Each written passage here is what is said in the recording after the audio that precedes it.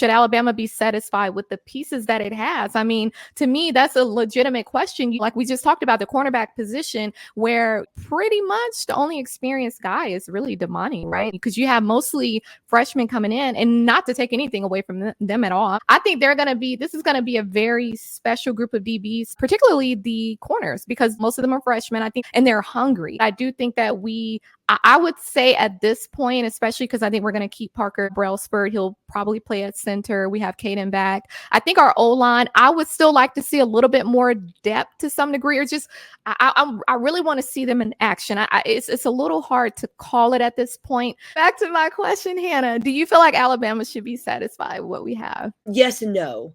Mm-hmm. I agree. We're never going to be satisfied. We're never going to feel like we have it all together, because I feel like every year we're nitpicky. We're all like Nick Saban on the inside. I have to give props for Kalen DeBoer, because I'll be honest, we are in a much better place than I thought we would be. Mm-hmm. I was really worried when Kalen DeBoer came to Alabama and people started leaving that we were going to literally have bare bones and just skin, like a little bit left. And he did a great job. I think the coaches who he has brought in, we met them at the social, and I was impressed. I think that you can see the enthusiasm, the passion, and the determination they have.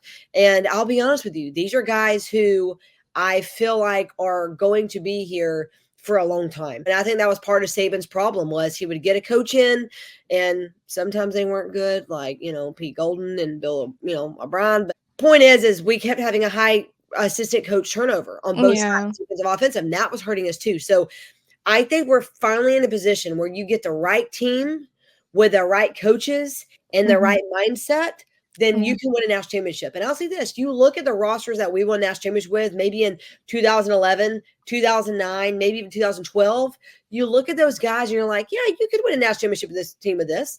I mean, you look at some of the other teams we've had, easy to say we'll win a national championship. But this year, looking at the roster, you're like, but I think this team's playing for something bigger than themselves, and I'm here for it. That's all I have to say about that. If you all wanna be loved.